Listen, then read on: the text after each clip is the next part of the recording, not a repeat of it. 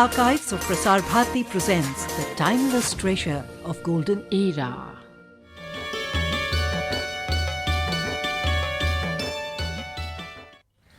Art is the reshaping of reality by man to present it in an understandable way.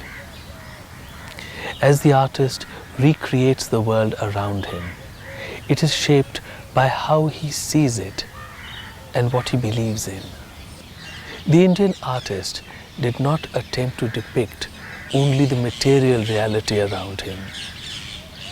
He wished to share the complete experience of the moment, not just the photographic presentation of the shapes around him. Beauty for the Indian artist has been a reflection of the glory of God. In fact, for the ancient artist, the experience of beauty, the ecstasy on seeing nature or art which is truly beautiful, has been considered as akin to Brahmanand or the final bliss.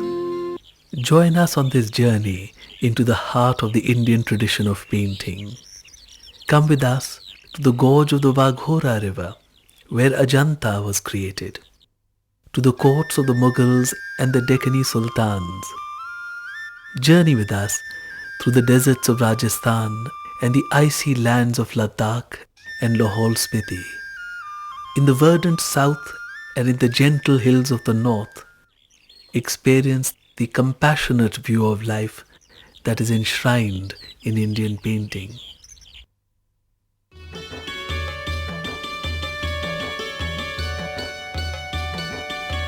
After many centuries of instability in northern India, in the 16th century, the Mughal Empire brought peace and prosperity to the region.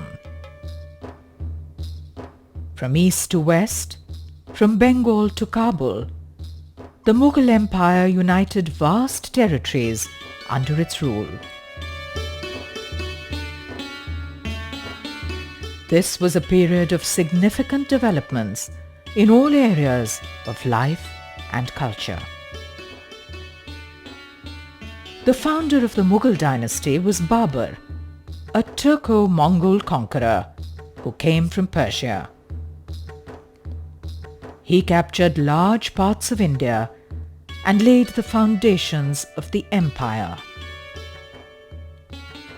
His son Humayun, who continued his legacy, was defeated in 1540 by Sher Shah Suri and had to seek refuge in Kabul.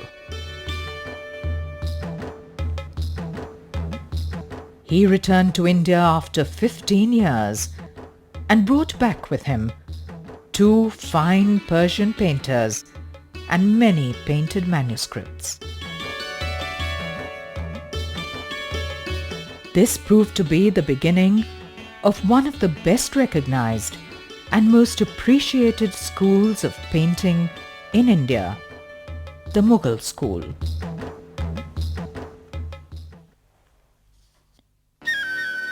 Humayun's son Akbar was one of the most remarkable rulers of all time.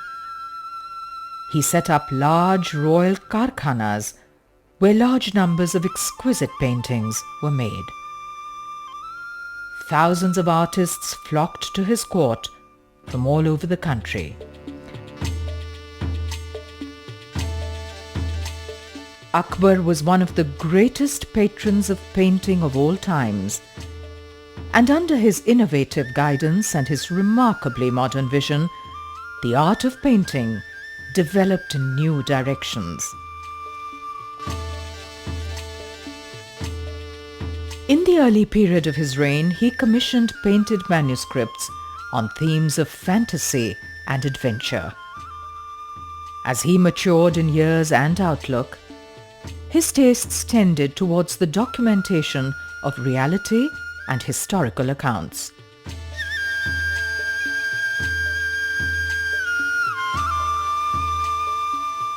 Extensive histories of the emperors, portraits and scenes of royal and court life were now painted.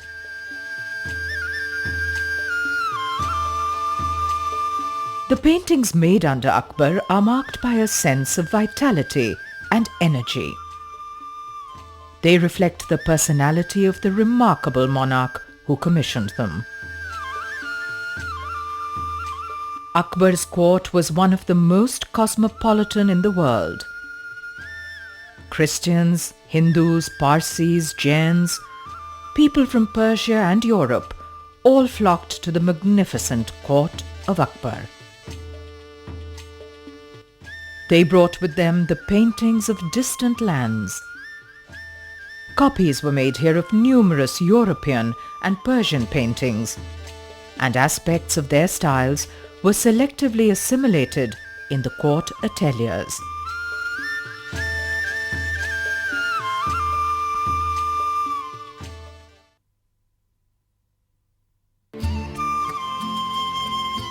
Akbar's son Jahangir inherited a vast and stable empire which had been created by his dynamic father.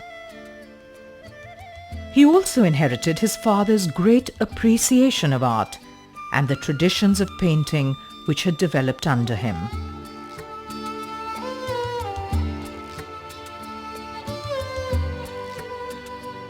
Even as Prince Salim, he maintained his own ateliers at Allahabad, which followed a different style and direction from those of the royal karkhanas in the capital.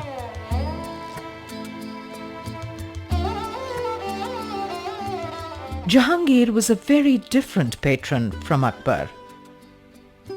Akbar was renowned for recognizing talent even in the most unlikely places. In his times there was great experimentation, and the ateliers were a crucible of robust influences from all corners of the subcontinent.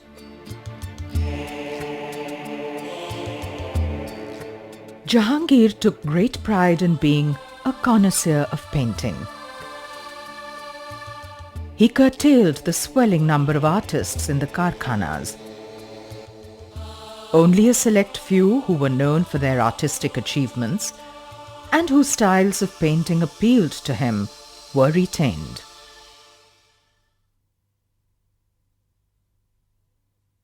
When Jahangir came to the throne, he too was enormously interested in painting, and he commissioned paintings from some of the same artists who trained under Akbar and then went into his studio. But the style is very different, the detail is much larger, and so you begin to get glimpses of the sort of jewellery that was used, the way that the stones were cut, the way that they were set. From the exuberant life of the early paintings under Akbar, we now see the complete transition to an emphasis on courtly refinement and formality. We now see rows of dignified courtiers standing in groups and paying obeisance to the emperor, whose stature is now enhanced in the paintings by a halo. The Mughal emperor has by now become extremely conscious of his own unique place of great importance in the world. The paintings now exhibit masterly perfection, which mirrors the nobility of the great Mughal court.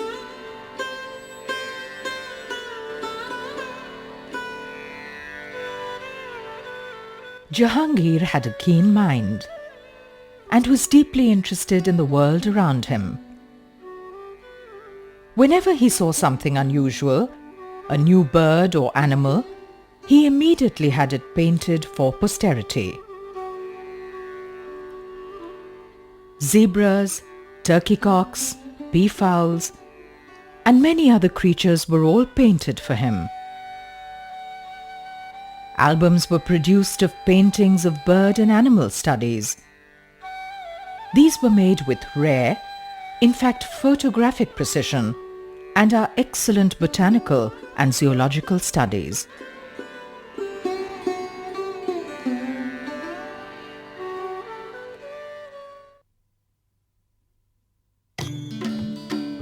European visitors to the court of Jahangir brought with them many paintings and prints by the masters of their own countries. They knew that these would be valued by the emperor above any other gifts. Numerous European paintings were copied assiduously in Jahangir's ateliers.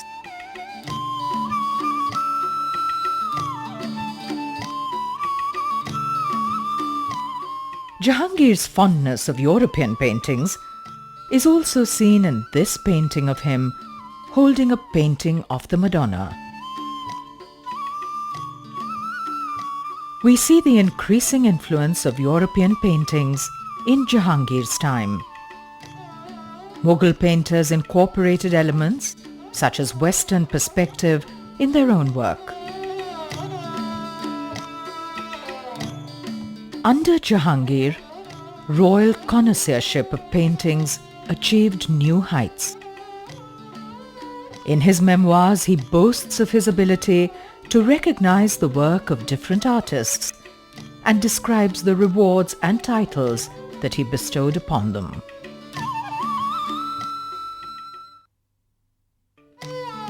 The art of portraiture developed to great heights under the patronage of Jahangir. The best of Mughal portraits are as good as the finest anywhere in the world. The emperor sat for his own portraits and ordered for portraits to be made of all the prominent noblemen of his court.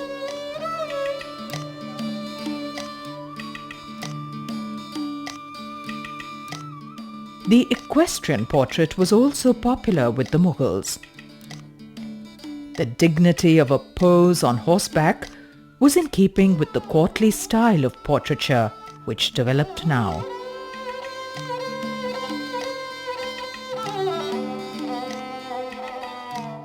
Under Jahangir, the art of making fine portraits became extremely refined. The paintings went far beyond a mere photographic depiction of the subject.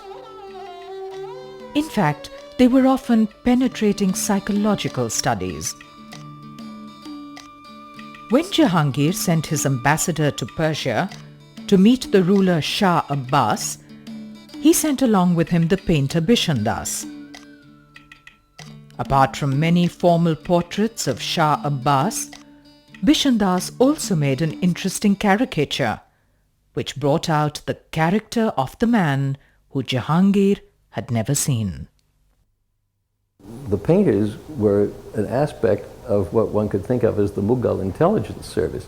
And if, for instance, Jahangir wanted to know what so-and-so was like, who was thousands and thousands of miles away, an embassy would go to that rival ruler with one of the great portrait painters, and the great portrait painter would do from life these almost psychoanalytic studies of personality. The painting of Inayat Khan on his deathbed is another remarkable study. Jahangir wished to record the very essence of the situation. His condition is highlighted by the placement of plump cushions around his fragile frame. The excellent drawing skills of the artists can be best seen in the many unfinished paintings.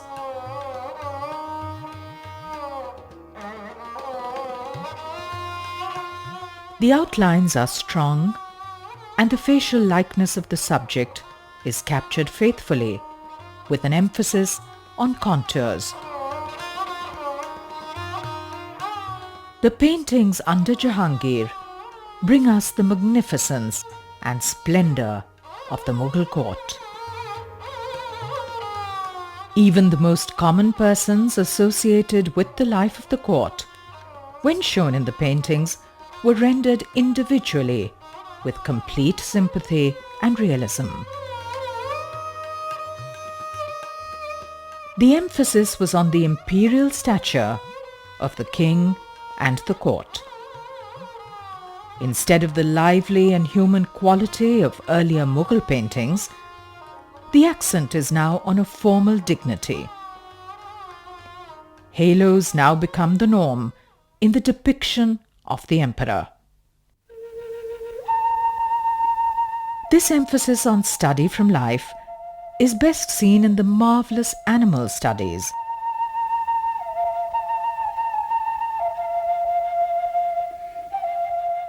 Every fold in the flesh, every muscle in the body of the animal is true to life. Yet these are not stiff drawings devoid of life. The Indian artist is always at his best when painting animals. These are not just faithful photographic reproductions. They are painted with a deep sympathy which brings them alive.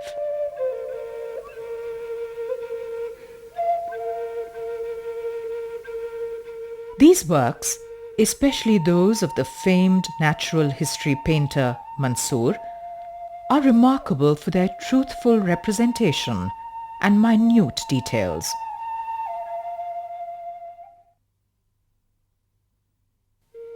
Jahangir had in his employment Persian painters, including the master Akbar. He brought with him influences of the style which existed in Persia, with sweeping calligraphic lines and highly decorative patterns.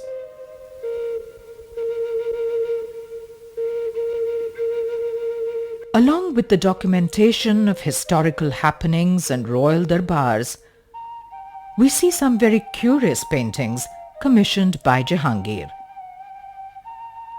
Those things which the emperor could not manage to attain in life are attained in paintings of wish fulfillment.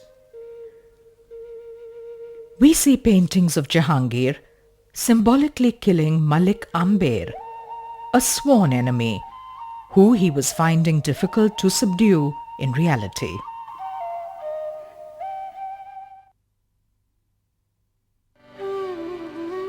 The rule of Jahangir's son Shah Jahan marks the highest point of opulence and splendour of the Mughal Empire.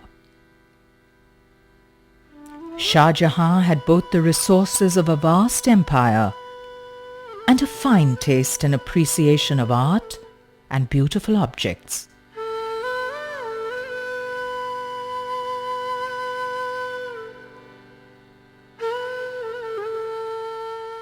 He had a sense of grandeur, which is best reflected in his eternal monument, the Taj Mahal, the tomb of his wife, Mumtaz.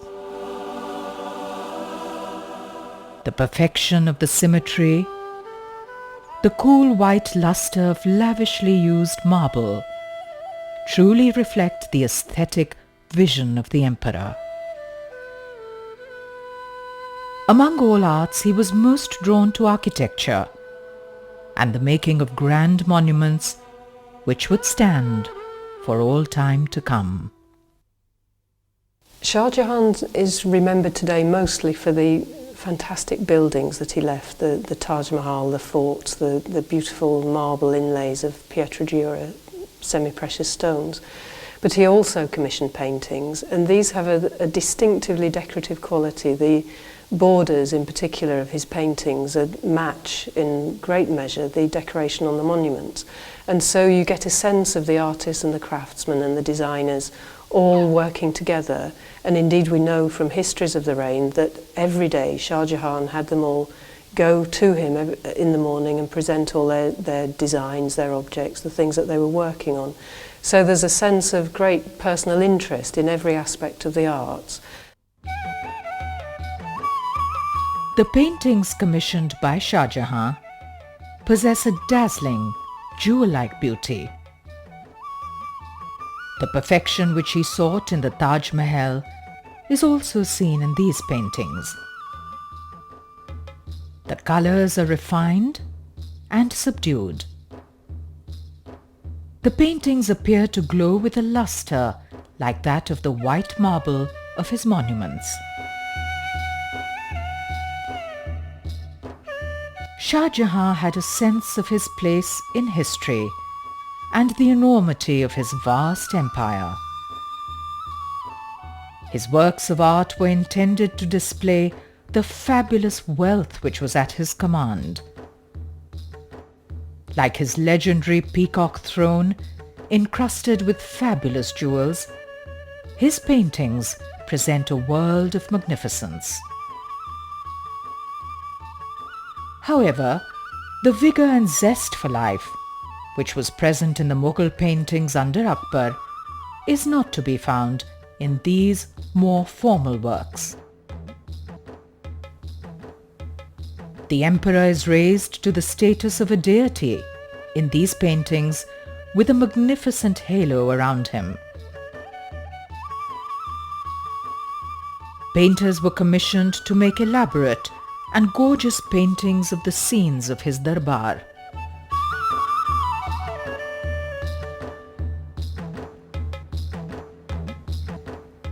They often sat in the court to make studies and sketches from life in preparation of these sumptuous paintings.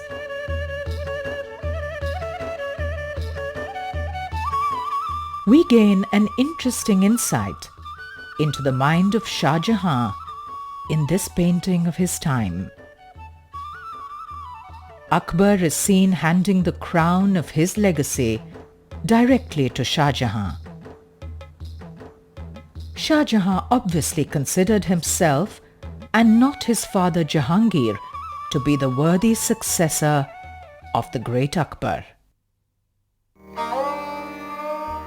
The Padshah-nama, the magnificent account of Shah Jahan's reign, is renowned for its paintings. Each exquisite painting bespeaks the glory of the Mughal Empire and its monarch.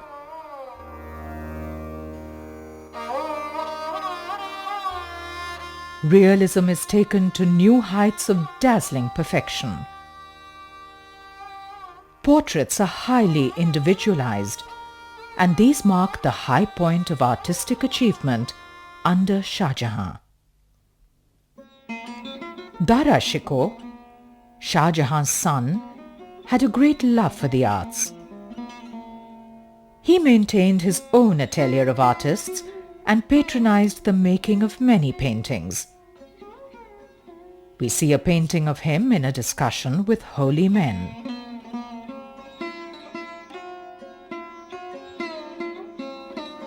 Though the tradition of painting continued under his generous patronage, it was now clearly on the decline in terms of artistic achievement.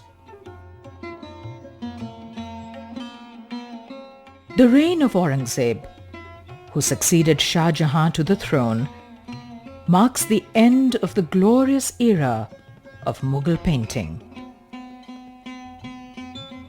He was a strict advocate of his religion, which forbade the making of any human images.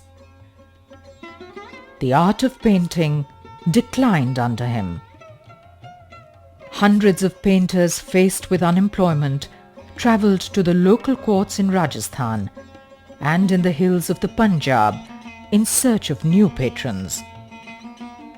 They carried with them the styles learnt in the Mughal ateliers and adapted them to suit new themes and subjects.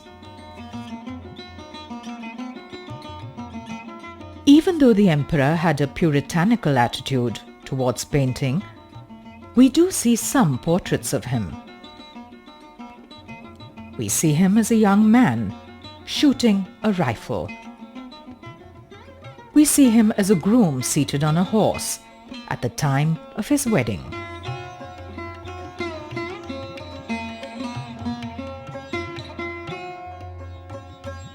He looks on as his forces capture the fort of Bijapur.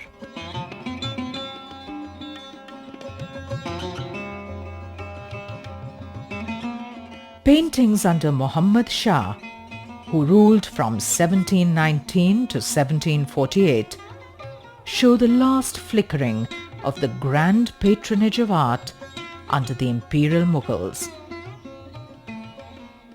By now, both the subjects and the style of painting had changed.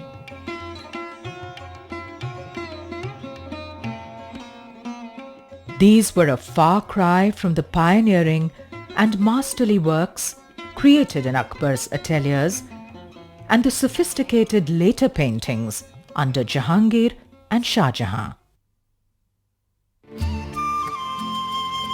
2 centuries of painting under the Grand Mughals saw the emergence of a unique and brilliant school of painting.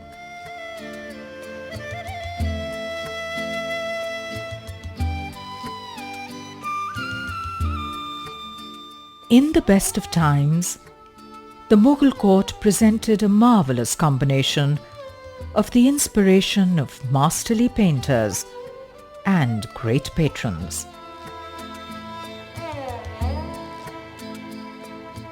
Drawing inspiration and sustenance from the ancient traditions of India and the styles of Persia and Europe, the Mughal ateliers created a new vision in painting. The artistic tradition of medieval India was firmly established.